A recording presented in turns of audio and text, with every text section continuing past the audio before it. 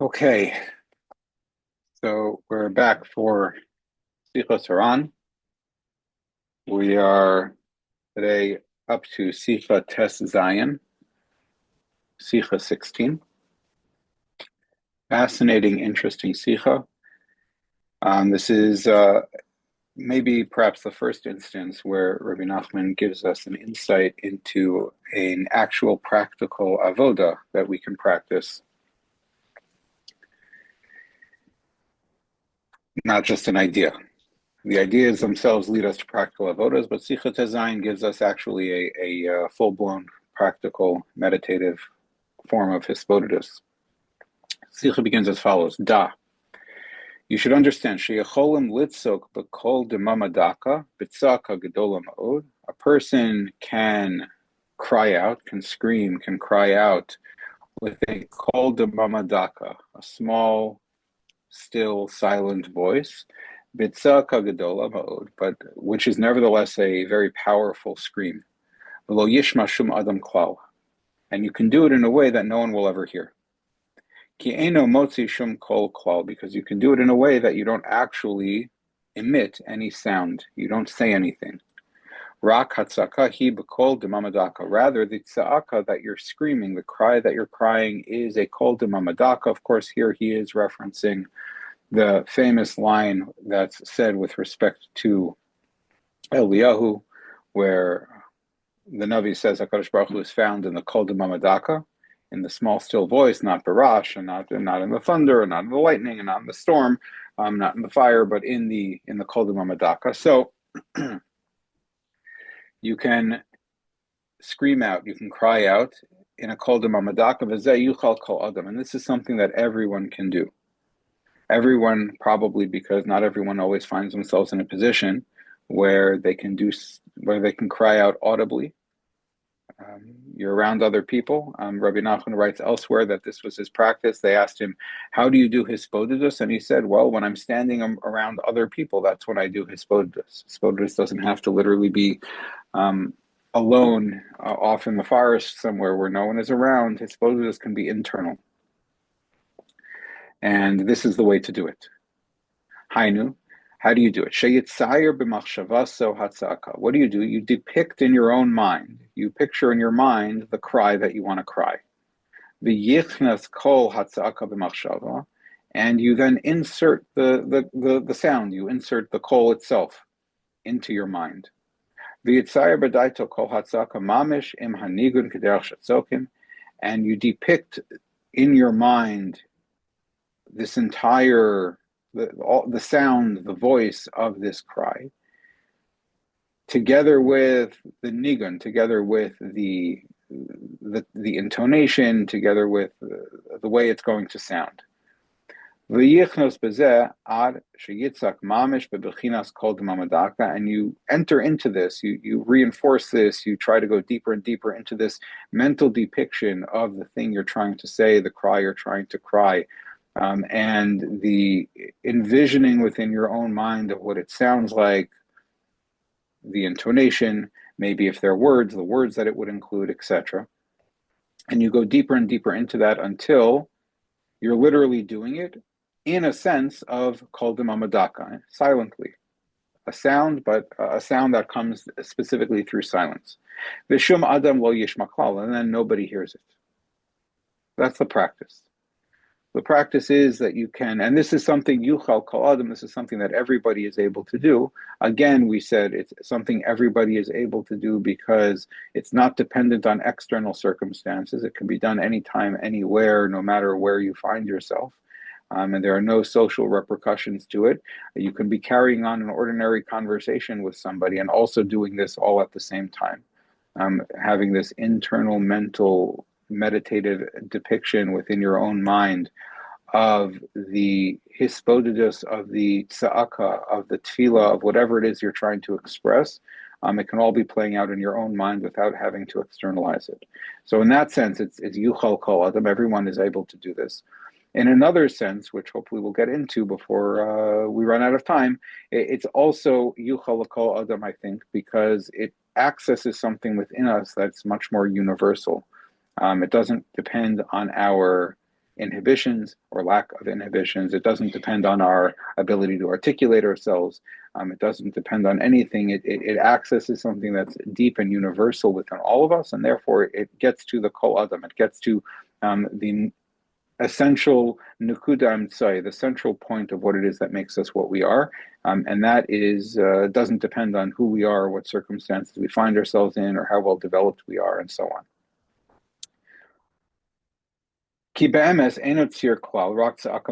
the truth is how that he says is that this isn't a mental depiction of a cry to HaKadosh Baruch Hu. Rather, this is the cry itself, this mental depiction, this meditative entering into the experience of the tza'aka is itself the tza'aka. Why? Ki yesh simponos beraya shemisham yotze hakol. Because there are channels within the lungs from which the kol emerges, like the air of the lungs that drives the kol, the tza'aka. And there are pathways and channels that connect the lungs to the brain.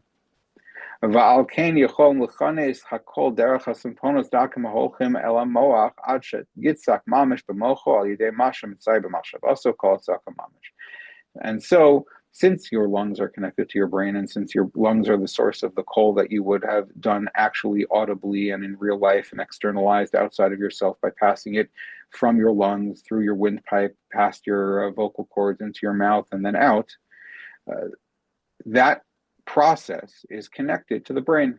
We have nerves that connect all parts of our body to our brain. We can envision and mentally depict for ourselves the things we are embodying with our organs. And we can mentally. This is an exercise that can be done. I think that it is done. You can mentally depict within your mind the experience of your heart beating, because you can feel your heart beating if you focus on it.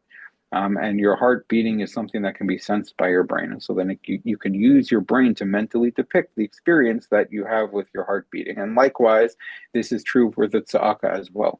I can mentally depict with myself the experience of the tza'aka coming from my lungs and moving through my windpipe and past my vocal cords, and how it hits my vocal cords and it comes out as a deep cry or a high cry, or there's words or there's no words, and how the words would be formed, or in the way that I move my mouth and my tongue and lips and so on. All of that can be depicted in the mind because they're all connected with each other. So you have intimate knowledge of these things in your mind. And this is how you can bring the kol tza'aka, the crying voice that you could express externally, but you're not going to express externally. You bring it into the mind. So you can stand among many other people. And you can cry and scream. And no one will hear, just as we've explained. And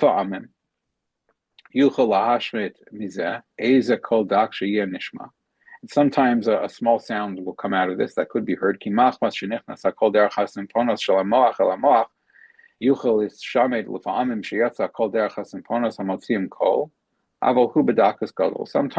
you do this so much, you do this so intensely, and it actually does elicit sound.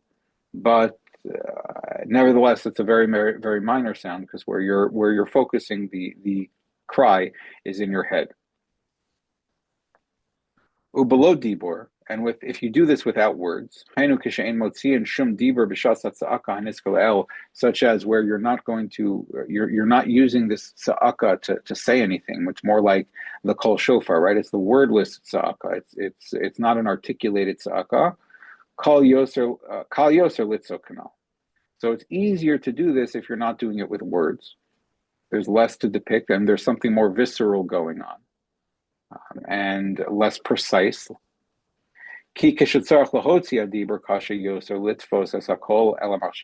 you're going to do it with words, it's harder to do this and depict them and be mitzayer them within the machshava. It's harder to do it in a way that doesn't actually elicit sound and words that you're trying to express. But without words, it's easier to do. There are a few interesting things I think that are worth just getting into about this whole idea.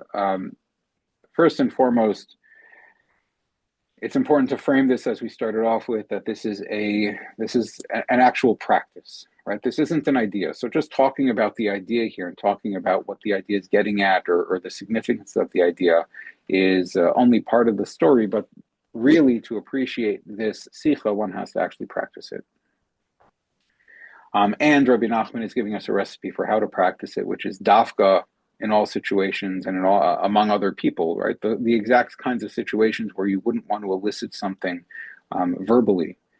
It's one thing to go into your car and scream when no one can hear you, but it's an entirely different thing to be around other people where you're not going to scream and you can't cry and you can't shout and you can't say what you want to say, but to be able to say it anyway. And in that sense, it becomes a very, very valuable exercise, because it means that there's no place and no time in which I'm shut down from being able to articulate and express where I'm at, and to communicate and connect with HaKadosh Baruch Hu through that expression of where I'm at and what I'm experiencing. Because just because I'm in polite company doesn't mean I can't express, the anger or frustration that I'm feeling. Just because I'm in a certain situation where I have to act a certain way because of social conventions doesn't mean that I can't express what I'm actually feeling. I never have to really be shutting myself down, because there's always an outlet through HaKadosh Baruch Hu, through the Kol Davar Madaka. There's always an outlet through which I can give expression to the full sense of myself that's here right now. And in that sense, I think it's very valuable to say that, like, this exercise of being able to engage in Sa'aka through this practice of being Mitzayer b'machshavaso, through the Kol Davar Madaka, that's a form of connection of Devekus with HaKadosh Baruch Hu, I think, that is sort of an elevation of HaKadosh Baruch Hu into the ever-present thing that I can connect to all the time and in any situation. It's never dependent on external circumstances, because it can happen inside of me, and it doesn't matter what's going on around me. It doesn't matter what resources I have. It doesn't matter whether I'm in shul or I'm at home or I'm with people or I'm without people. It doesn't matter whether I'm working. It doesn't matter.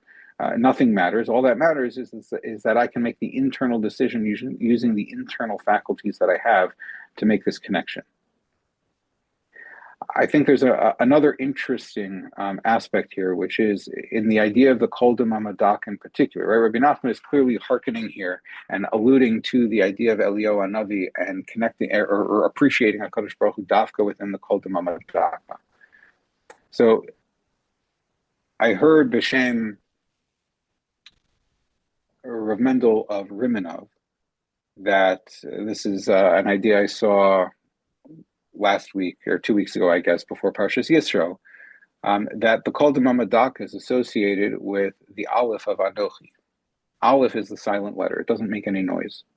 If you articulate the Aleph, it's literally a Kol Davar Madaka. And the Kol Davar Madaka is what it is. It is the place where Hashem is found in the Nevuah of Eliyahu, precisely because it's silent. It hasn't taken precise form yet. It hasn't taken a limiting form yet. It's the Keser that comes before, it's the Ein Sof that comes even before the Keser. It's the Ein Sof that comes before any particularization or any particular articulation of what it might be. Once it takes form and there's a letter, there's a sound, there's a particular os, there's a beis, there's a gimel, so on and so forth. Now things have a certain form. Bereshis begins with the beis, because the whole nature of all of reality is a duality. It's a beis. There's always two. Prior to that, though, there's everything. Everything is open and everything is possible. And so all of possibility and everything is contained within that Aleph of Anochi. The Ana Nafshi Kesavis Yahavis, that's the Ana, that's the I. The I of HaKadosh Baruch Hu is present and contained within that Aleph of Anochi. It's the all-encompassing everything. And so to sink into a Kol Davar Madaka and to connect with a Kol Davar Madaka is to go to a place where everything is possible. And my tza'aka itself, once it's externalized, it takes a particular form. But when it's silent and when it's internal, when it's only mitzayer b'machshavaso, so then it can be much more connective. It's not limiting in a certain sense. And it's interesting, I think you find this idea, kol we know, the Arizal writes about this, but kol, which comes through the peh, is usually associated with malchus. It's associated with the externalization of a thing and therefore also the separation of the thing from its source. Once the words come out of my mouth, once the kol exits my mouth, it's now separated from me and it's no longer connected to me. And this is connected to the idea that there are levels. There's up and down. There's higher levels and lower levels. And when we think of levels in terms of up and down, things that are higher and lower, we typically think of things that are higher as being removed from us. I'm down here, and things that are above me are above me. I'm not there yet. Maybe I'll get there one day. I'll work to try and get there. But there's another metric in which we can connect to HaKadosh Baruch Hu. HaKadosh Baruch Hu is not only up, is not only higher levels than us, but it's also deep. Right, the Ar Ein Sof is found both Be'igul and Be'yosher. In Igulim, the Arizal says the Ar Ein Sof is the thing that is in Yosher, rather. In Igulim, the Ar Ein Sof is the thing that's most higher than me, beyond me. Sovev Kol Almin. And in Yosher, the Ar Ein Sof is the deepest thing, the Kav, which is deep, deep, deep within all of reality. And to say that I'm going to engage the Kol D'Mamadaka by being Mitzayer the Tza'aka, not externally, not externalizing the Tza'aka, but internalizing the Tza'aka, that's to access an aspect of HaKadosh Baruch Hu that's Mamali Kol Almin. It's a place where I'm not divorced and separated from HaKadosh Baruch Hu, because when we talk about Ovi, when we talk about depth, when an idea is deep, I'm connected to that idea. When an idea is high, I'm far away from the idea. To connect to something that's deep within me is to connect to a HaKadosh Baruch Hu that I'm connected to, even though it's very, very, very, very deep. To connect to a HaKadosh Baruch Hu that's high is to create period, it's to create separation. You're high, I'm low. But depth is always present. Taras Chacham writes about this, and the Rashash writes about this, that the Maila of Ovi, the Maila of conceptualizing HaKadosh Baruch Hu in terms of the center point in everything, as opposed to the high point that's above everything, is that the center point in everything is already within everything. It's already there. It's already present. I may not be able to access it easily, but it's accessible to me. It's there. It's part of me.